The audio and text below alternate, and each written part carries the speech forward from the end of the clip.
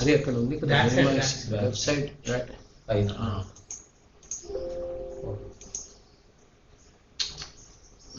సరే okay so yeah, so let us discuss what is sorting, and then we'll open up one of the questions and move on. So that's okay, that's perfect. So I'll check. So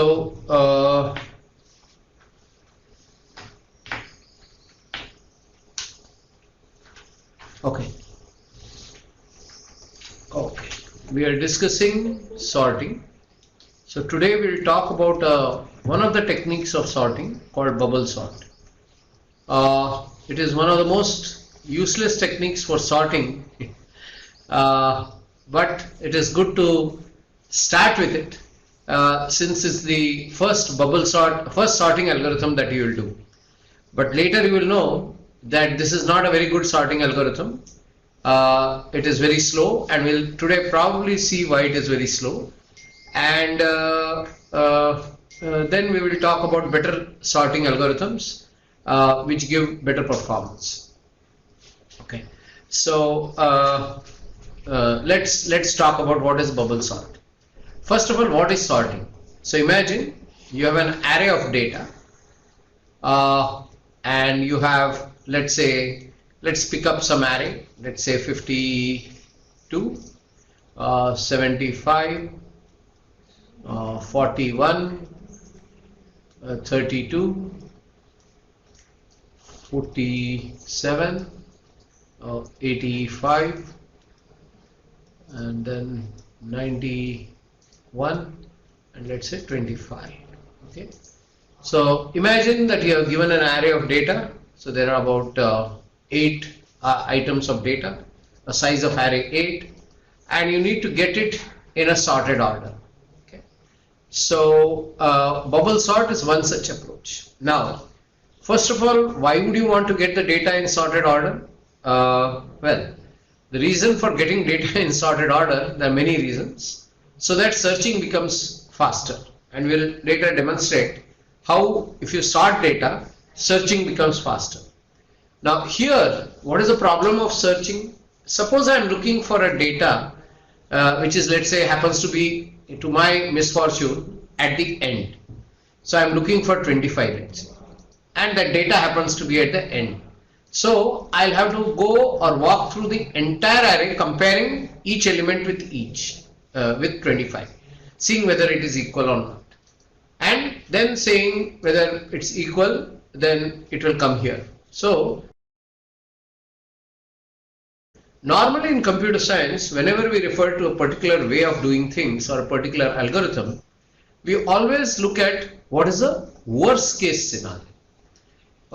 We don't look at the best case, we look at the worst case, because as computer science engineers, our job is to reduce or improve the worst case performance, because worst case is what eventually hits the performance. So we will always tailor our algorithms to reduce the worst case performance. In this case, the worst case performance will be n comparisons, where n is the size of the array. Okay, so we'll have to do potentially n comparisons. Whether we'll do it every time or not is immaterial. What is the worst case? I'll have to do n comparisons, because the data is not sorted.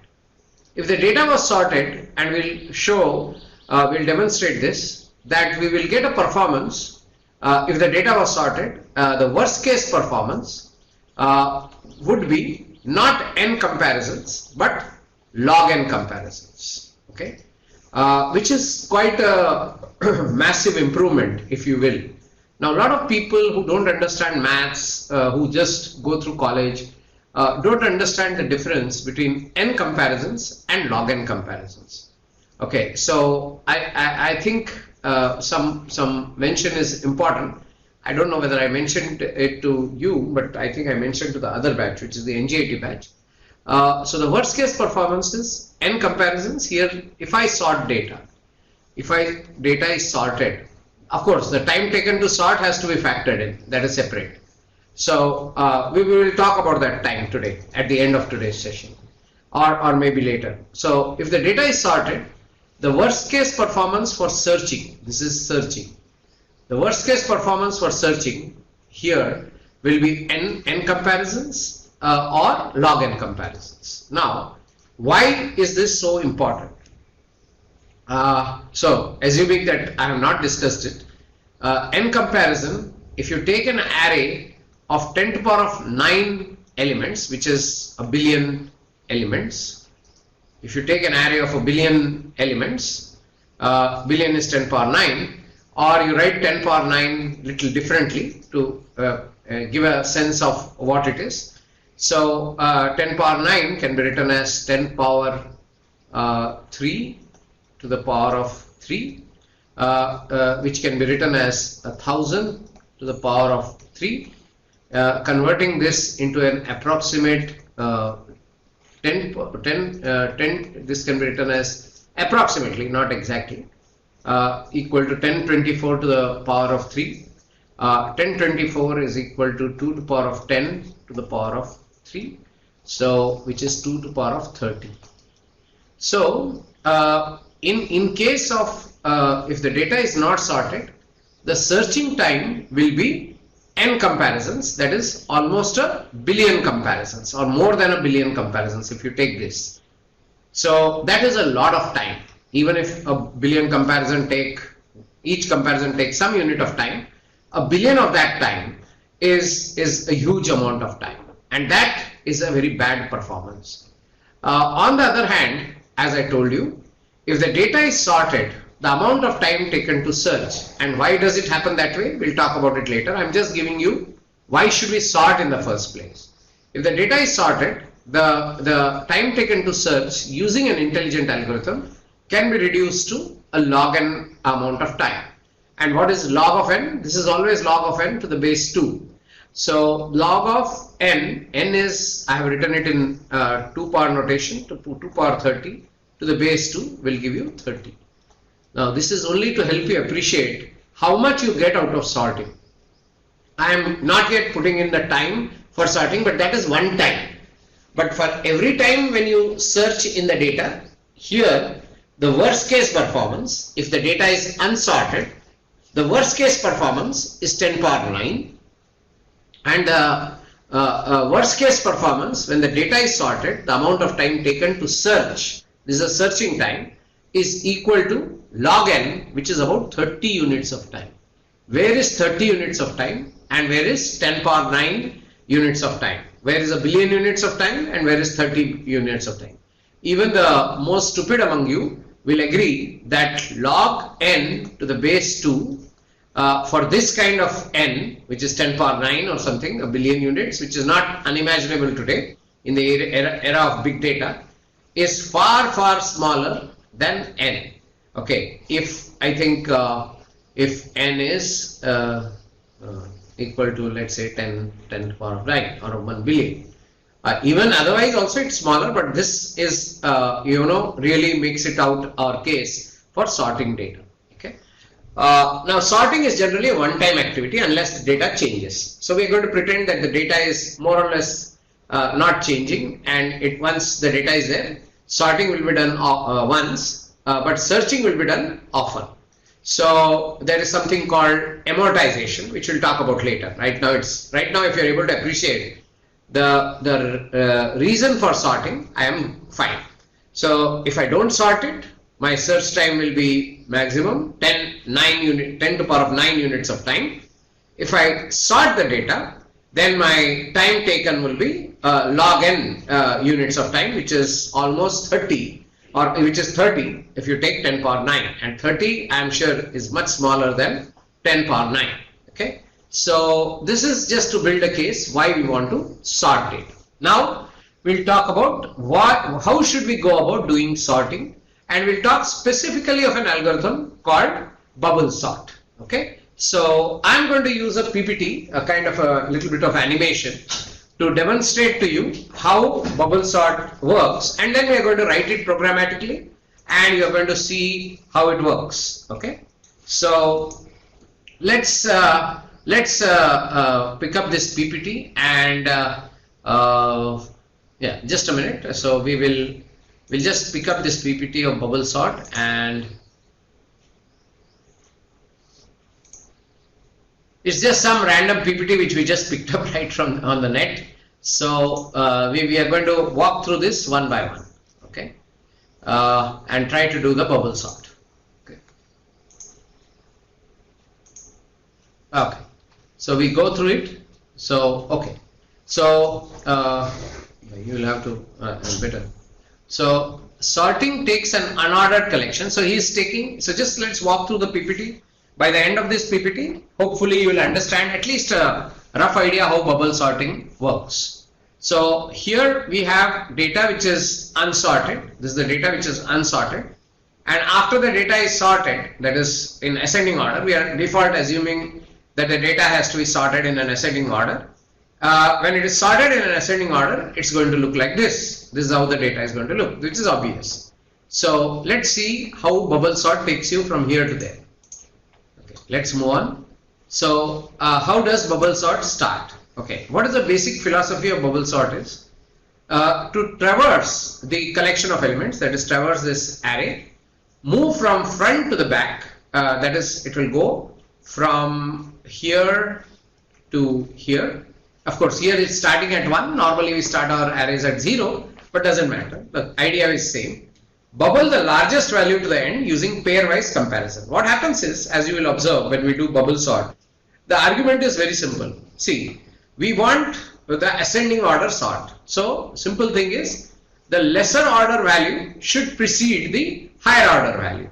So which means what? That this kind of thing is unacceptable, because if you see, 77 should be after 42, not before. Okay, and with that philosophy we keep swapping. Swapping means interchanging data every time, and we do it many times, and each time you will observe that the highest value among the values that we are bubbling jumps to the end or goes to the end. So each time we do the swapping, that is what he means by saying this, the largest value will bubble to the end of the swap space. So initially the swap space, or initially the scope of our traversal will be the whole thing. So first time what will happen? 101, which is the highest value here, will bubble to the end, as you will observe.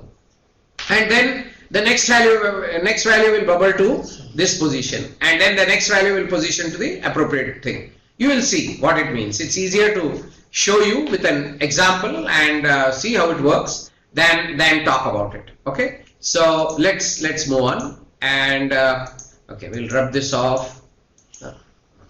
Okay, and we'll move to the next slide. So just watch. Okay, so now watch the algorithm in play. So now this is not acceptable, because 42, if you are doing an ascending order sort, 42 must precede 77. It can't be. So when such a situation occurs, you will have to swap this. You'll have to swap this. So 42 will come here and 77 will go there. So let's do a swap. So after the swap, because we found that the values are not in correct order, the first two values, they are not in correct order. So we swap, and we saw that we are now 42 and 77 have been swapped with each other, because they were not in correct order. It was 77 and 42, so we swapped. Now we progress. So now we look at 42. No, we don't look at 42. We look at 77 and 35. Again, they don't seem to be in the right or appropriate order, because 35 should precede 77. Our index has moved forward. So now we are looking at these two values. Again, they are not in good order. So what we do? Again we swap. So observe that we are again swapping. Okay, so we swap. Okay, so now what do we get? We get 35 and 77. The swap has happened, and the values have become 35 and 77, right? Because they are not in good order. Again, now the index moves forward every time. So now if you notice, it is 77 and 12. Okay, these two values. Again, they are not in correct order, because 12 should precede 77. We are only comparing a pair, if you notice. So each value with its next value. So again swap has to happen. So let's do a swap again. Okay. So we conduct a swap again, and so now when we swap, if we say we get here, we swap this way. So now we are at 77. Our index is here. Remember, we are at 77. So now that we are at 77, and our next value is 101, we don't need a swap here. They are in perfect order, these two guys. 77 should be before 101, so we don't swap. We go ahead without swapping. So now we are at no need to swap. So now we are at 101. Now 101 has a problem with 5, of course, because 101 in the next round, 101 and 5 is not correct. So they have to be swapped. So what happens now is we swap. So you get 101 there and 5 here. Now let's pause and understand what did we do. This is, and you will understand why it is called bubble. You see the index is bubbling up. It's going up, starting from here and bubbling. And whenever it finds an anomaly means a higher value is earlier and a lower value is later. Lower value should be earlier. Okay, when it finds an anomaly, it does a swap between that pair and moves to the index. Okay, moves to that second guy, and then checks whether there is a problem and keeps moving. So that is one thing how the bubbling will happen. So you should understand that at every stage we are doing the bubbling. Okay, bubbling means checking with each guy with his neighbor. If the thing is not in appropriate order, swapping them. Okay, that is called bubbling. And the second thing you might want to notice, or you must have noticed, is at the end of this round, what has happened? The biggest value has been correctly positioned. That is, the biggest value has gone to the end. So that it means that the biggest value is correctly positioned. This guy is sitting in its right place. This is where he is rightly positioned. Okay, or he's sitting in the right place. Okay, so he's sitting in the right position and is perfectly positioned at the end of one iteration. This is called one loop through the array. We have done a one loop through the array and we have got 101 correctly positioned. So 101 is sitting very nicely. So that brings us to another important conclusion for bubble sort. Now next time we go, we don't have to do all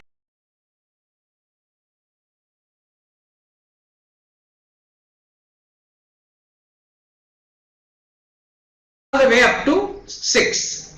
We have to do only up to 1 to 5. Now what is the need to go to 6? There is no need, because 6 is already in a very beautiful condition. The highest value is sitting on 6. Now this is the trick, and this is what you need to understand. Now there is no need to go up to 6. We have to go only up to 5. In the next iteration, we don't have to go up to 6. We can go up to 5.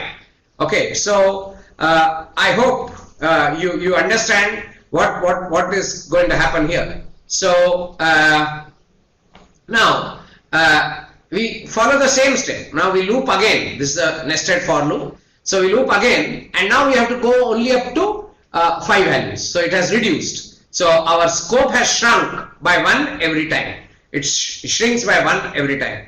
So now you notice what we need to do next. Again, it's the same thing which we have to do next time also. So I don't know. I don't think we have the movement after this. We might have to do it on paper, but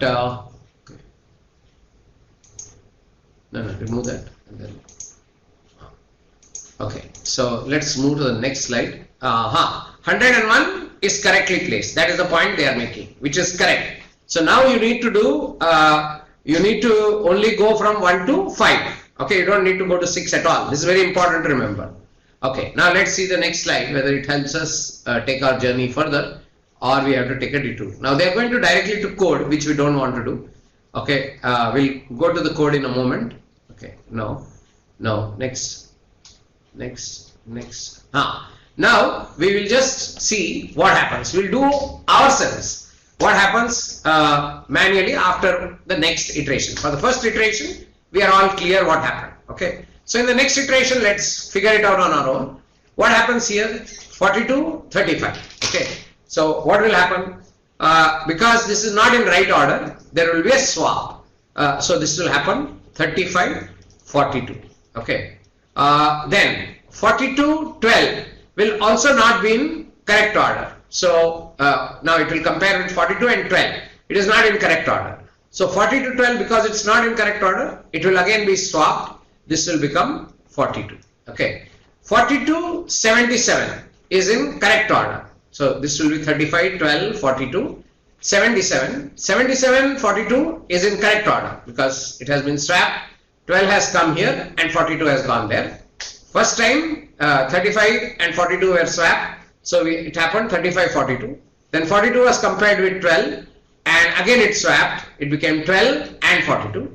Now 42, 77 are perfectly positioned, but 77, 5 when we compare, they are not properly positioned. So this becomes 5 and this becomes 77.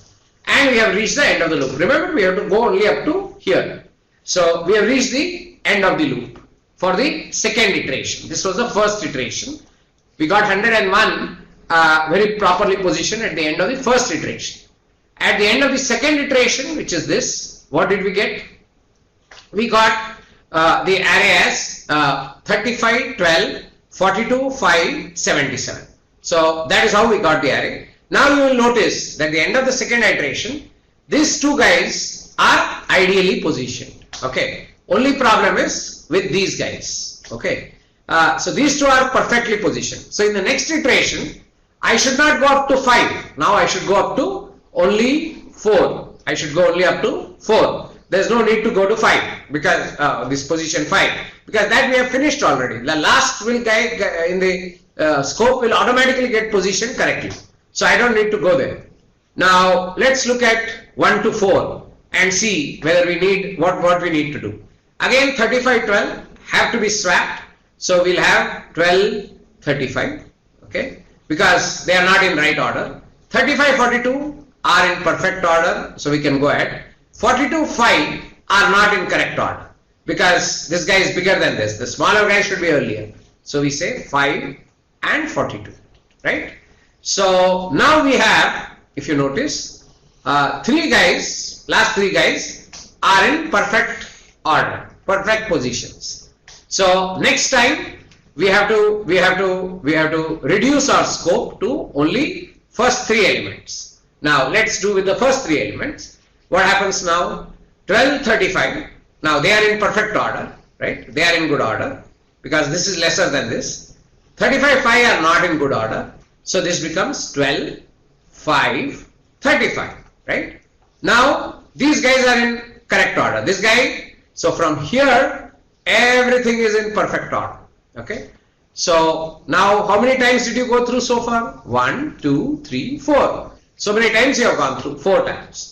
Now let's do it again, 5th time. Okay, we are going through 5th time only.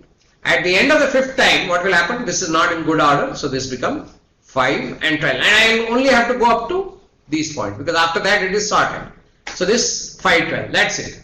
So I have gone 5 times, and because if 5 elements are correctly positioned and total number of elements are 6 and 5 are holding correct position, which is what will happen now. You will have 12, 35, 42, 77, 101. You have all these guys correctly positioned. If 5 guys out of 6 are correctly positioned, obviously any idiot will also tell you that the 6th one has to be correctly positioned. Cannot be, cannot be wrongly positioned because there are 6 elements. After 5 iterations, 5 elements have correctly got their positions. Each time the biggest. And we don't, so the moral of the story is we need to go through this only 5 times. Okay, 1, 2, 3, 4, 5 times. We don't need to go through it 6 times. Though the size of the array is 6. Okay, so we need to do the iterations only 5 times. And at the end of the 5th time, we will have the 6th element also correctly positioned. Okay, so these are the basic bubble sort algorithm. Okay. So I think we have a slide which does exactly that and shows you the output at every stage. Okay. So let's look at that for a moment. Yeah, let's do the animation. You see here, this is after the second story, after the second loop. Okay, second time 77 is correctly positioned. Now if you see the third time 42 is currently positioned and he has to do only the first three. Then in the fourth iteration 35 also is positioned correctly, he has to only sort out the first two. Now if you look at the fifth iteration, everything is pakka and perfect, you don't have to do anything because 5 out of 6 guys have gone through successfully. So he's saying the number of iterations I need to do is n minus 1. Okay, not n, though the number of elements are n, the number of times I have to go through this is n minus 1. That's it. So at the end of it, I'll have bubble sort. This is called the bubble sort, and I'll have my data entirely sorted. Okay. Now, before I write this in code and we try to convert this whole story which we have been talking about into code and spend some time looking at the code and understand how to do it, does this make sense? Whatever we have described, did you understand all of it? Okay. Interviews, the most asked question is bubble sort. Who told you? Nobody will ask you bubble sort. Yes, people will ask bubble sort to criticize, okay, and make jokes on it. Okay, so this is called bubble sort. Okay, is it clear how does bubble sort work? It's not very difficult to understand. It's just that you have to keep track of how do you iterate. Okay, so let me ask you a simple question. How many loops do you need? How many loops do you need? 2, correct? You'll need to go through it twice. The 2 for loops will be required. Yeah. Okay. So it will be a nested for loop. Correct. So now let's try and understand how do we write this. Okay. How do we write a basic code for bubble sort? We will first talk about it a bit and then we will see how to go about it. Now we need an outer loop. Okay, we need an outer loop to define how many times we should iterate. How many times we should iterate. That is, remember, at every iteration we have one guy coming to the top to define how many times we have to iterate. Each iteration we go through the loop, through the thing once. Iterate. Okay. So this loop has to go how many times? It has to go n minus 1 times. So I can write from I equal to, if I use I to keep track of the outer loop, I can say I has to go from 0 to n minus 1 times, right? It has to go only n minus 1 times. So no, so 0 to n minus 1. So if it is 6, it has to go 5 times. So I think it should be less than. So the I loop should be something like this. Okay, let's try and write a for loop, outer for loop. For, if I say I starts at 0, because our indexes start at 0, I should be less than, not n, but it should be less than n minus 1. Okay. So, and I equal to I plus 1. Okay. This will describe my outer for loop. Why? Because what am I using the outer for loop for? I am using it to remember how many times I have to go, how many times I have to do the iterations. Okay. Then the iteration itself, that is the looping and bubbling, I will do inside. But how many times I have to do? I have to do not I less than n, what we normally write, but I less than n minus 1. Why am I saying that? Because if n is 6, I have to go only 5 times. So I equal to 0, 1, 2, 3 and 4. I cannot do for 5 because 5 is not less than 5, right? So, and 5 would not be correct because I have to do it only 5 times, 0 to 4 times. So, I should be less than n minus 1. Only that many times I should do the outer for loop. Okay. Because remember, if I have to sort out 6 elements, I have to iterate only 5 times. So, I have to say 0 to n minus 1, which makes it 5 or n minus 1 times because we are starting from 0. So, n minus 1 will not be taken because we are starting at 0. It is n minus 1, okay, because starting at 0. So, this n minus 1 is important, not n, okay. So, I have to do that. Now, the inner loop is the tricky one. So, let's write this. Inner loop, that is a nested for loop, which normally you write with some indentation, starts at j equal to 0 always, okay, and every time it has to go up to, okay, 1 less every time, right? Now, here is some interesting thing which you have to do.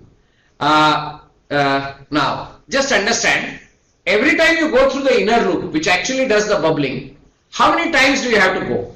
First time, remember we went bubbling 5 times. Next time, we went 4 times. Next time, we went one less. So, I would guess that you would have to, because you are comparing always with the next element.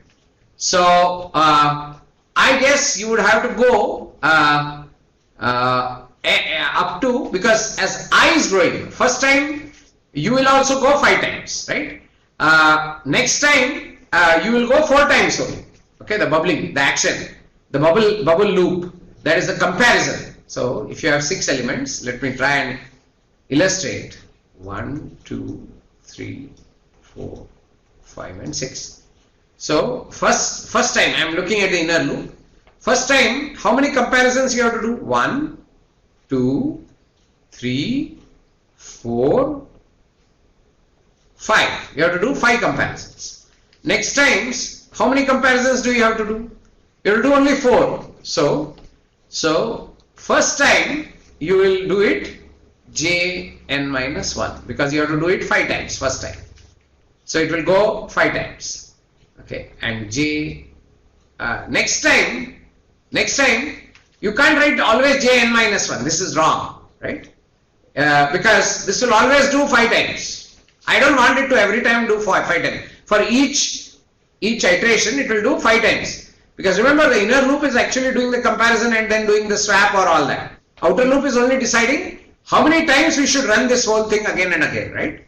So this cannot be j less than n minus 1. Okay, and I'm just highlighting it by writing. So it has to be j minus 1. There is a clever game we do. Minus of I and j is equal to j plus 1. Now this is a smart trick which we do normally. You know, every time I is increasing and j should contract. For the first time, j should go 5 times. Next time, that time I is 0.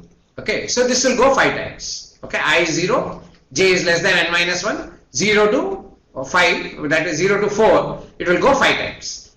The 5, see this 5 comparisons. 1, 2, look at each of these. 1, 2, 3, 4, 5 comparisons. Next time, it has to do 1, 2, 3 and 4. It doesn't have to do this because this guy is already in the right place. This slot is occupied. It's correct. So we have to do only up to this time. We have to reduce 1. So every time, if you notice, so fortunately, every time j has to not go from 0 to n minus 1. That's the first time. It has to go 0 to n minus j less than n minus I. It has to go 1 lesser every time.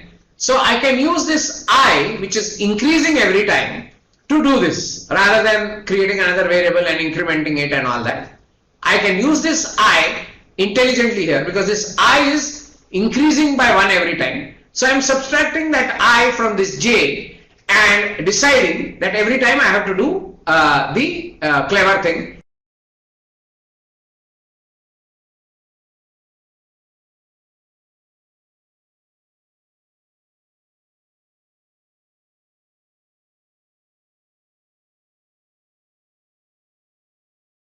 of one step less.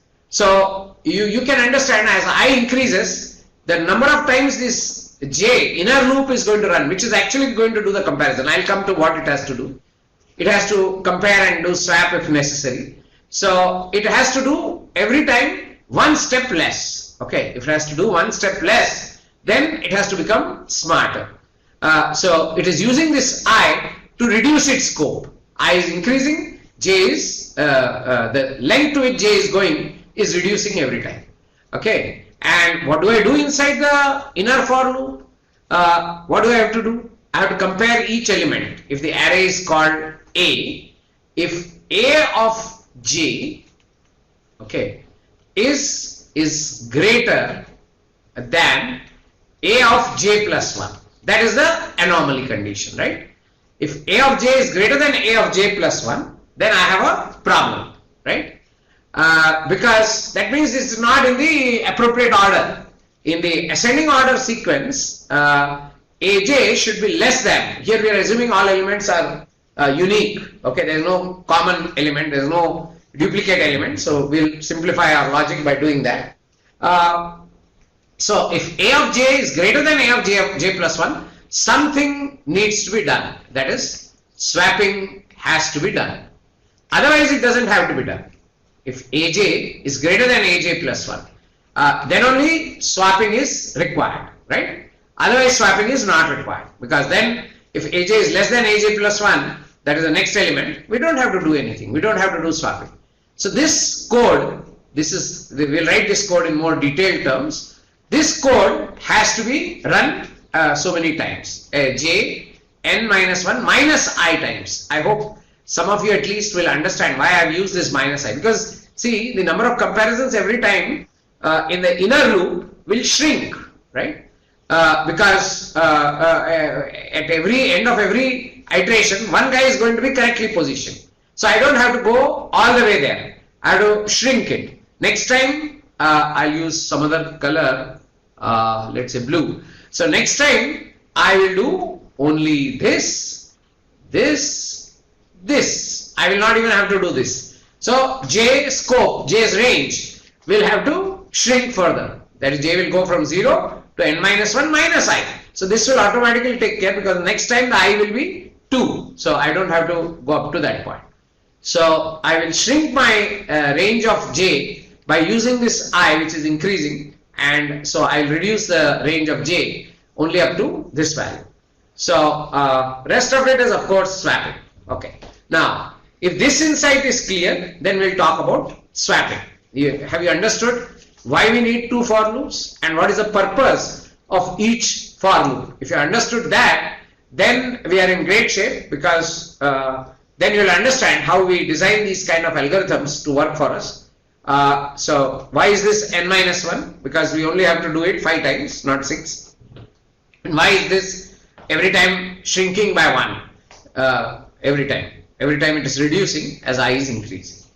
Okay, now I am going to pause here and ask what are the questions.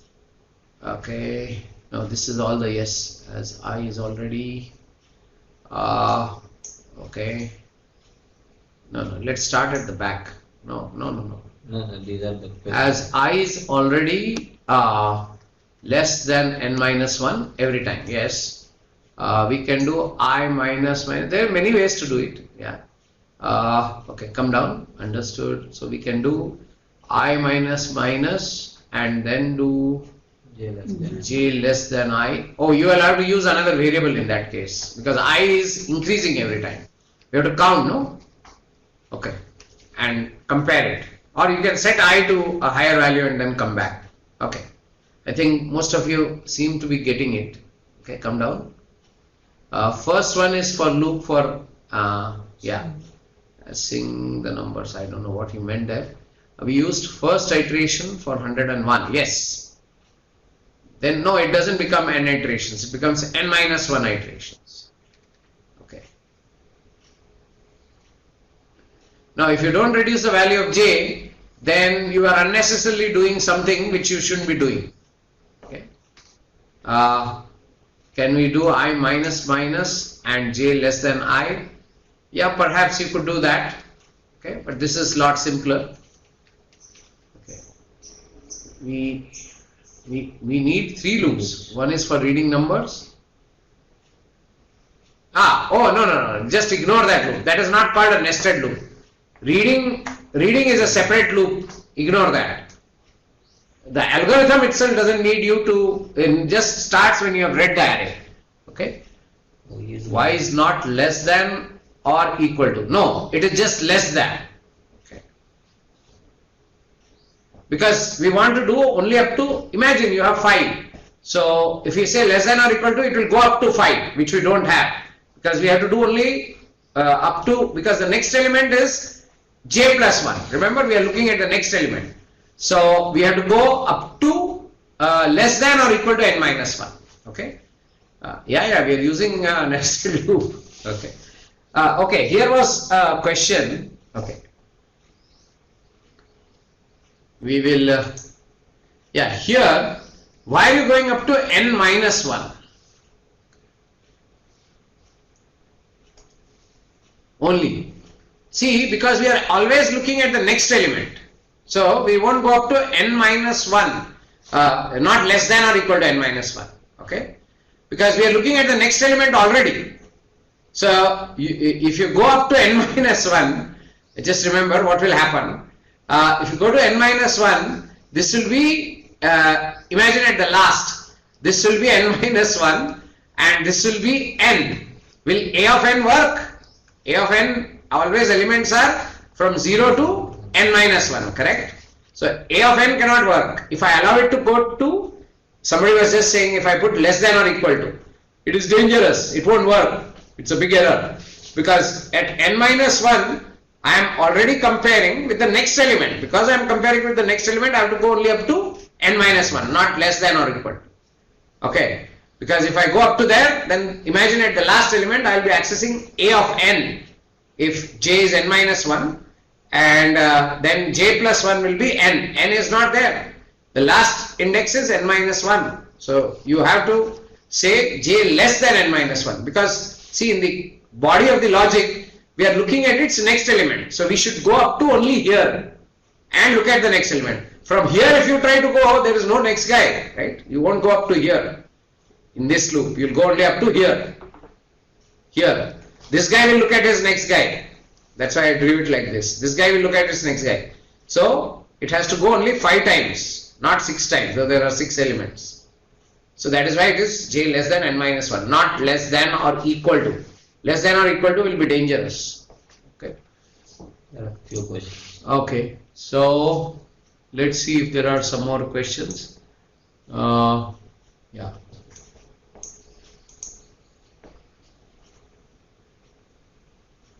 Okay. Now we are taking care of the situation that we are unique values only. If equal values, the question is we don't need to do the swap. Okay, that is we do the swap only if the value is in not correct order. Okay, we leave it alone. That you can change your algorithm a little bit. But right now I am assuming for lack of in order for simple algorithm that it's all unique values. Okay, they are all unique values. So now there is one more thing which has to be addressed, which is one more insight before we write the algorithm and check whether it is working correctly or not. Maybe I'll ask you to write the algorithm and we'll then look at how many of you got it right. Okay. So now one more thing, how do you swap two values? Okay. So let us go and understand how to swap values. So I said, if I'm taking from the earlier one, if a of j is greater than a of j plus 1, okay, that is when you need to do a swap. Okay.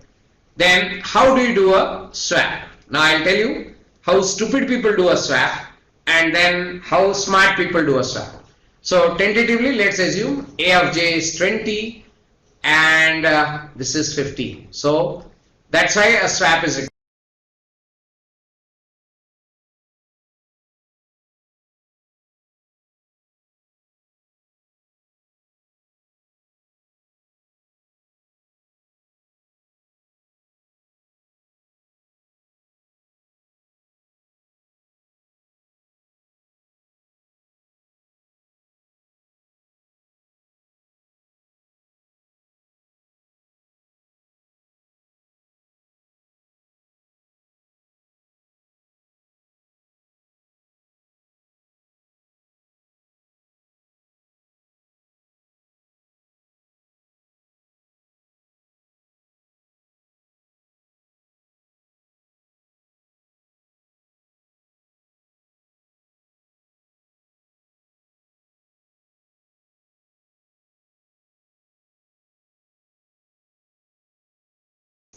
Sorry, I got a call. Okay.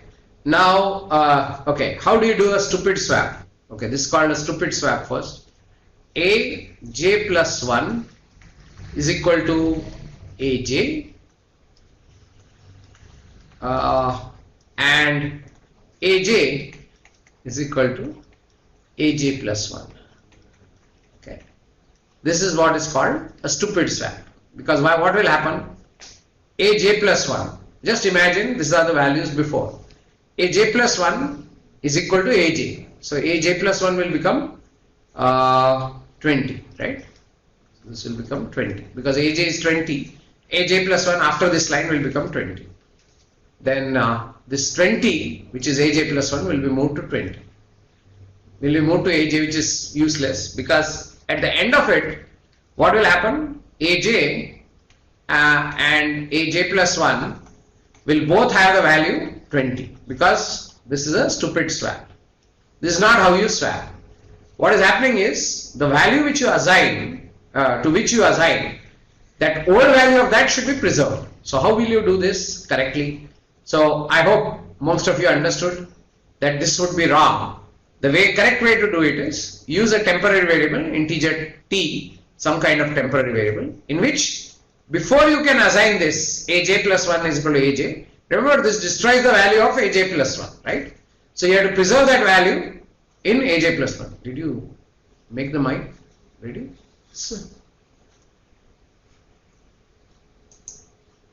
Okay, fine, go ahead.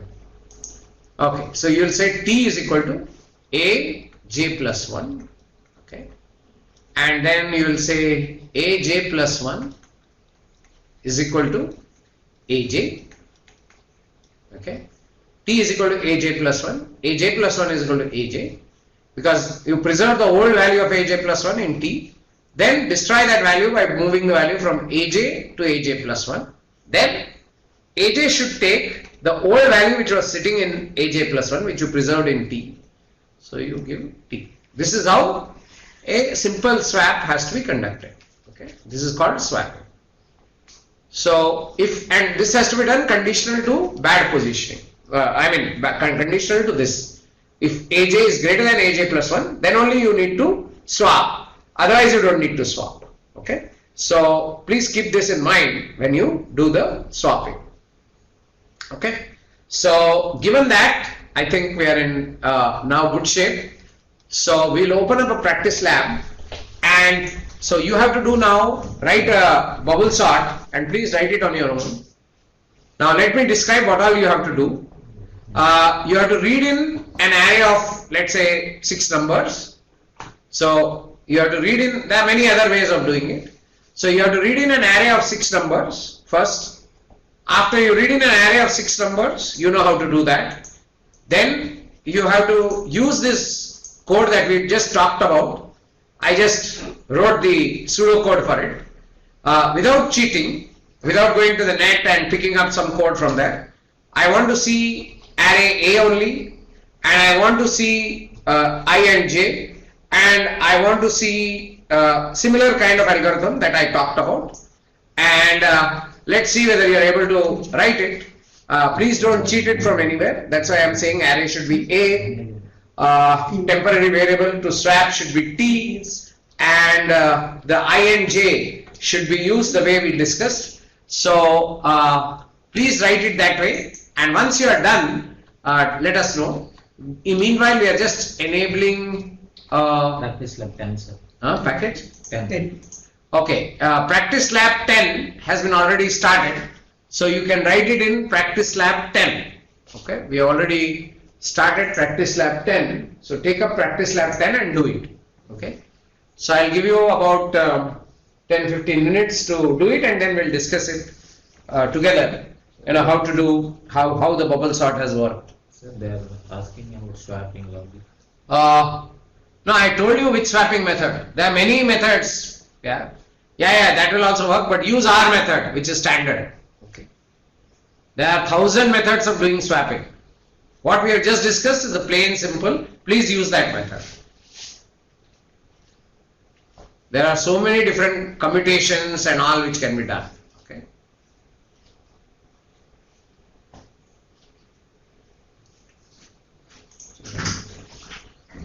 I thought you should take down the scribbled code.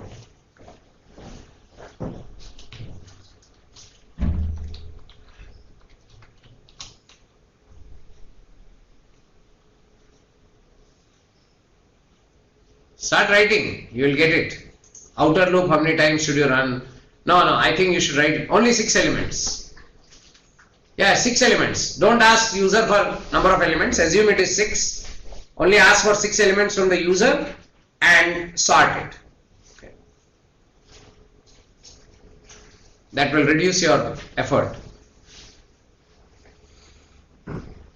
Okay. So I'm not showing the scribbled window because you should write it on your own. I think the explanation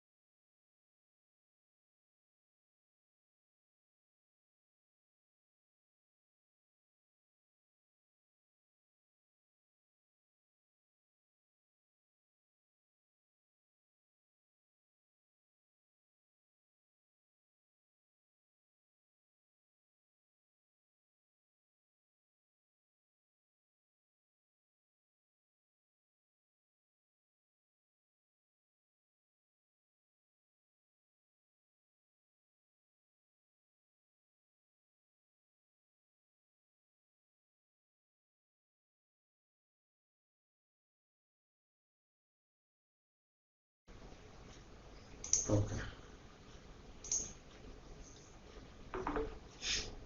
Okay.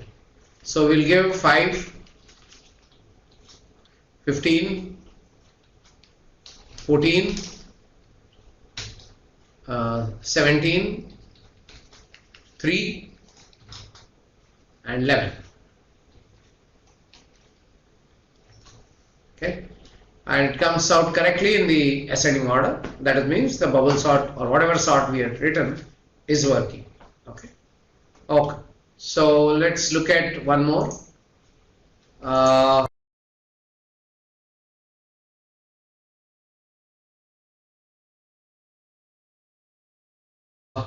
Okay, somebody has problems, so let's solve their problem. Go down, down.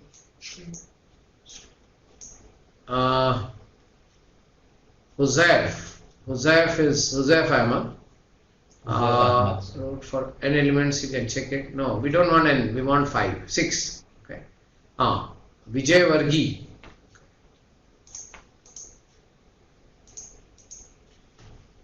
Why is it printing ulta? Your condition should be maybe reverse. Yeah. So you are looking at the wrong ulta condition. When are you swapping? When aj plus 1 is greater than aj. That is, you are going for a descending order sort, right? If you don't like aj plus 1 greater than aj, whereas this is good, this is not a condition for swap. If you are doing ascending order, if you are doing descending order, then this is what is required.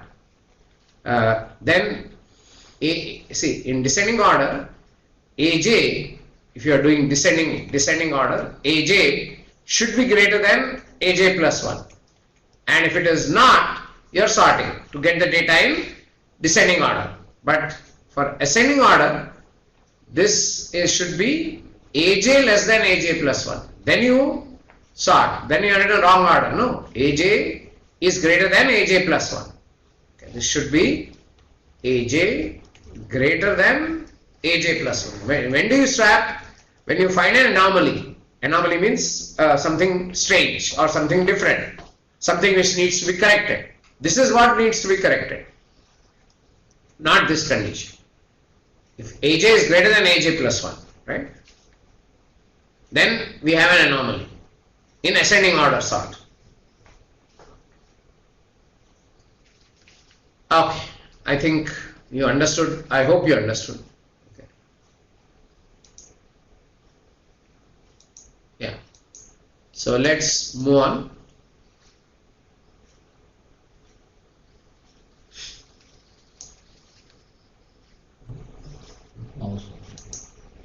Okay, let's see if somebody else has some issues.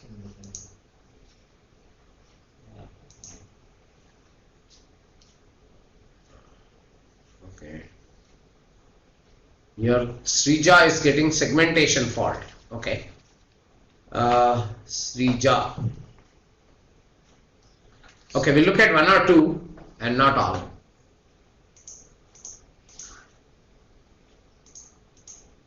Srija.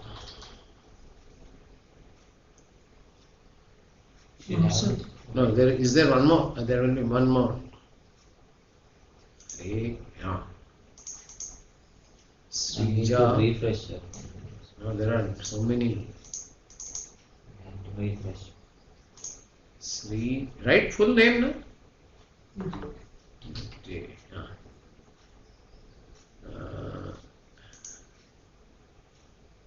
I don't know whether she's the same one. Run it once and check if we are getting the segmentation fault. Enter the elements 3, 5, 1, 8, 3 by 19, 1, 9, 8, 4, 6, no? No, she's getting it correct. I think someone, just check which Srija is it. G Srija. G Srija, no? Corrected. Okay, fine. Yeah, means indexing in the array is bad.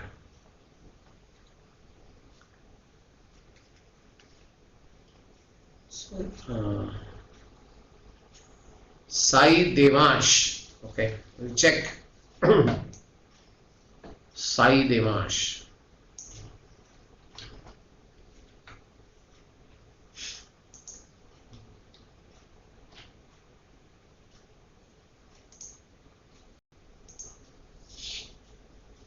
Okay, let's see. I less than or equal to 5. Okay, we get n is the name of the array. Enter the numbers. J is equal to I less than 5. I less than 5 minus I. Arey Baba, how can you do this? This is I plus plus nahi. J plus plus. This should be J plus plus, no Baba?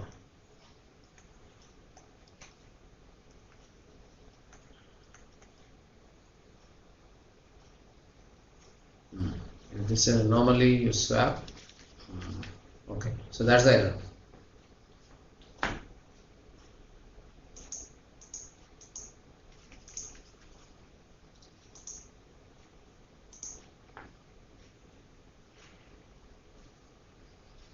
Yeah, you got the error, no, Devansh?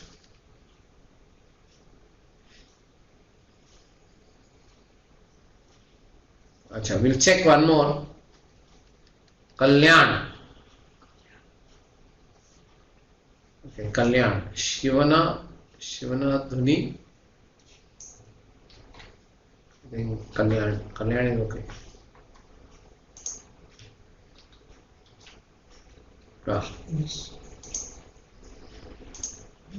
Enter array I equal to 0, I less than. How can you say I less than or equal to n, Baba? I, if it becomes n, the array will have, okay, you're reading that many, but okay, 6. Okay, you're reading 6, 0 to 6. Fine, sorry. M is equal to n, then after sorting, you can't go up to m. No, this whole thing is not correct. I don't know why you are saying y is equal to ARRJ. Oh, that is for Arey Baba. See, if you are using y as a temper, first of all, j less than n minus 1, not equal to. Okay, and n minus 1 minus m or I, and I is equal to n, and this is also less. If you go up to equal, then you are going beyond. He is assigning m. Oh, here n is equal to 5. Okay, acha, 5. Okay, no, this is fine. 5 is fine. If you're going up to 5, it is okay. And m is equal to n. This was m, right? M This is okay. M. Yeah, your m is 1 less, so theek hai. An array, you are doing 6 elements. Okay, so this should be minus I. Okay. And this should be inside. This is only when you are getting ready to swap. Then you should do this. So y is equal to ARR of j. Should be here. Okay. This should be n minus 1 or whatever the value which is here up to which it goes minus I. Then you print it. So those changes you have to do. Okay.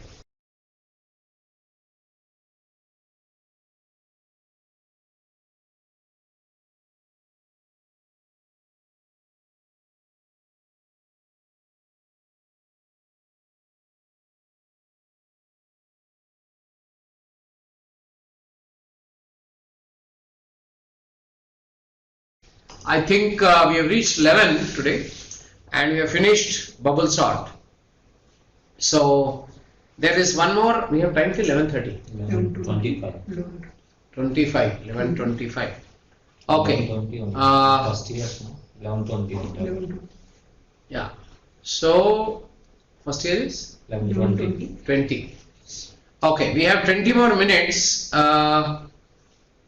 Yeah, 20 more minutes. And I want to introduce a little more in arrays and proceed. See, I'm seeing some comments, but we cannot help everyone. You have to look at the code that we are using and we have to proceed from them. Okay. So some of it you have to solve on your own. Okay. So we are going to look at arrays which are called multi-dimensional arrays, because that's the next topic we are chasing. Multi-dimensional arrays. So, which are typically used for matrices if it is 2-dimensional, or they can be n-dimensional also. Okay. So, how would you go about doing it? Okay. So, let's say I tell you that we need an array of 2 by 3. We want to represent a matrix of 2 by 3. So something like 10, 20, 30, 40, 50, 60. How do you create such an array and how do you read elements into that array? Okay. So typically I will say int ARR. I'll give the size of the rows first, so 2. Then each row has how many columns? 3. Okay. So this is how I create a two-dimensional array. Very simple. Okay. And how do I read elements? In order to read elements, of course, I need 2 loops. I normally read elements row-wise. So the first row and then the second row. So I'll just show you how to read elements row-wise. So I'll write one loop for going through the rows. How many rows are there? I is equal to 0. I less than 2. So 0 and 1, these are the 2 rows. And I is equal to I plus 1. So this is my outer for loop. Then I write a inner for loop for reading the columns for each row. How many columns are there? 3. So I'll say for j equal to 0, j less than 3. So 0, 1, 2. Okay, so 3 columns. Because everything starts at 0, remember? So j is equal to j plus 1. This is what I'll do. And in that, so I will run for 2 times, and in each I, j will run 3 times. This is how j runs 3 times. And each time I'll read in one element. So scanf %d, I will say comma ampersand of ARR I j. Okay, I'll say it like this. This is I, this is j. Okay, so that's how the array looks. This is how the array looks. So this is how I read a two-dimensional array. Okay. Every time I have to address it, row first, column second. Okay. This is how I do it. Now I can also, if I want to access a particular element, so let's say something like this. Okay.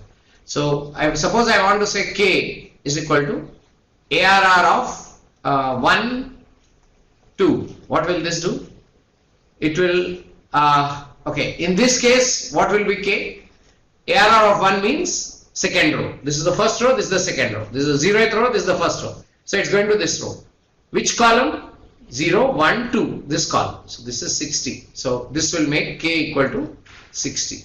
If you read, if I assign k equal to ARR1 after reading this array, 10, 20, 30, 40, 50, 60, if I read it, I'll get 1, 2. This is how I index into an array and do it. Okay. Now, here is a question. Okay. Let's see whether you can do it. This is enough actually to address this question. Okay. Now, listen to my question carefully. I'm asking you to create 2 arrays, A and B. What are the dimensions of the 2 arrays? 2 rows, 3 columns. B is also 2 rows, 3 columns. So create 2 arrays, A with 2 rows, 3 columns, B also with 2 rows, 3 columns. Read A, read array A, that is all elements of array A. Read how many will there be? 6 spread over 2 rows and 3 columns. Read all columns of B, read all data of B. Then I want you to create another array C of again obviously dimensions 2, 3, and the C should be equal to A plus B, which means if A is 10, 20, 30, 40, 50, 60, and B is, this is A, and B is, let's say 1, 2, 3, 4, 5, 6. Then if I display C, I should get, or what C should be is, will be 11, 22, 33, 44, 55, 66. So print array C, the two-dimensional array C, and see this output. Okay. So it should be C is equal to A plus B. You read in A, read in B, and produce C, which is equal to A plus B. How do you get each element of this is the corresponding element of B. This element of this is the corresponding. So ij element of A gets added to ij element of B. So in a simple loop, you will be able to do this. Okay. So first read A, first read B, then produce C. Okay. Now this should not take too long to create, and I want to see this arrays only of these dimensions only, and produce this C, which is sum of A plus B. Okay, so is this clear? Go to the chat.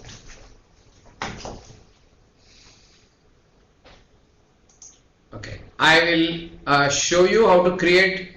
Is this clear? Okay, we'll open the practice lab for a moment. Now I'll also keep the declaration of the arrays open. Now go to the first. Wait. Go to the Charts. no. Go to our board. screen. Board. Board, yes. No, idi kaadu, board. Yeah. Go to the previous one.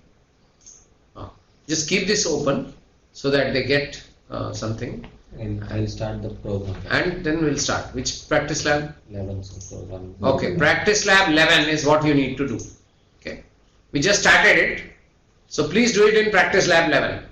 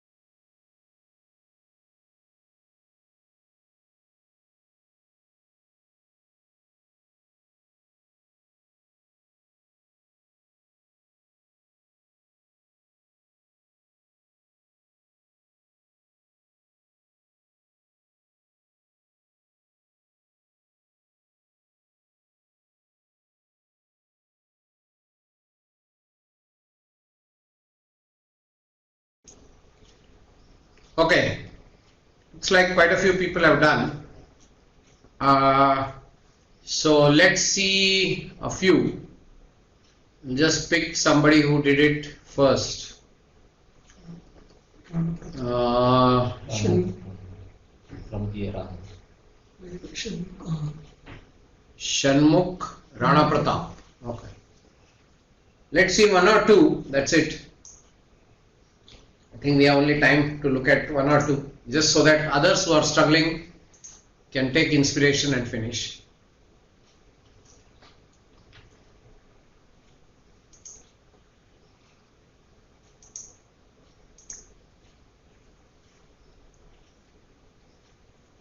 Okay.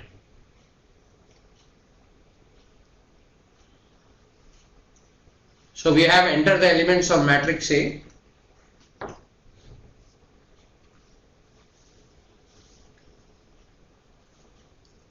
So we are getting the data from matrix A. Then we are getting the data from matrix B. Then in the same way, this backslash n is very good because every row starts fresh. We are saying, we are displaying. Why are we displaying? I never asked you to do this. I don't know. You sometimes guys borrow code from somewhere and do it. These copies. This is borrowed. Baba, don't write borrowed code here. Is that some great skill that you are demonstrating? Please don't do this. This is so bad. You know, I never asked you to print. This is all looks borrowed code to me, honestly. Okay, we will ignore it. Write on your own, Baba. Okay, so let's pick someone else. Vanda Akash. Okay.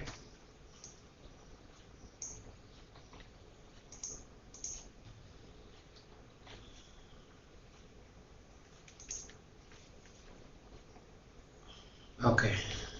These are the same course. Oh, no. At least some of it. We modified some. Enter the elements of matrix B. Then go from this to this. Cij is equal to this. Printf. Yeah. After every row, you should put this. This is good. I hope you did it on your own. This is a very smart idea because every row should come in a separate. After every row there should be a backslash n. This will do every row, all the columns of a given row. Okay. So this is Cij is equal to Aij plus Bij, and then you can print it here, or you can write another loop, another nested for loop to do that. But this is okay. This is all I was asking. So this is a two-dimensional matrix, reading data into a two-dimensional matrix and then printing. Okay. Okay, so hopefully you are doing it on your own, and which is good. So I think this gives you a quick overview of a two-dimensional matrix. We'll do some more questions on the two-dimensional matrix in the next class, and we'll proceed after that. Okay, so we will stop here for today, and we have started two-dimensional array. We'll do some more questions on two-dimensional arrays, matrices, and then we'll move on. I have to still introduce the idea of functions and recursion, which I intend to do after we finish matrices next class. We'll start talking about functions. Okay. So with that, we'll call it a day here, and I don't know when Thursday is a working day, right? And Saturday also. Oh, okay. So we are still having two sessions and all that. Yeah, okay, we will Satya Charan, okay, Satya Sai Charan, okay, since you are asking, we'll just do that. Yeah, tomorrow is a holiday, no sessions will be there tomorrow, Republic Day.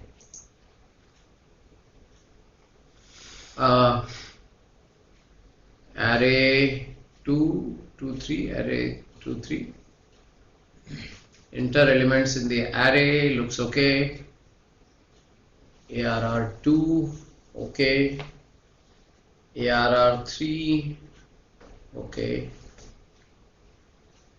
Yeah, only thing is they are getting jumbled up. That's all I can think. Otherwise, the code looks okay, because I don't see any mistake unless enter the elements in ARR2 scanf. Huh? After every row, they'll otherwise get jumbled up. They'll come one after another.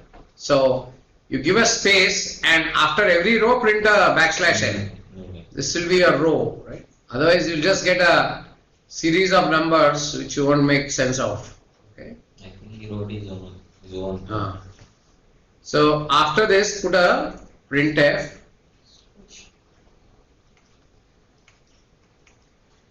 \n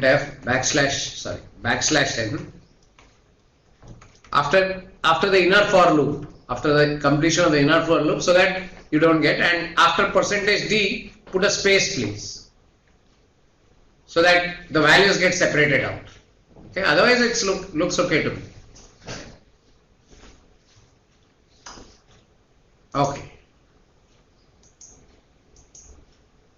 Okay, we are done. So we'll stop here. When will offless? You tell me. What do you think? Since we are on that topic, I don't know. KCR is going to decide. Offline is good, okay. It might be end up in March first week, sir. ICM are released on press note.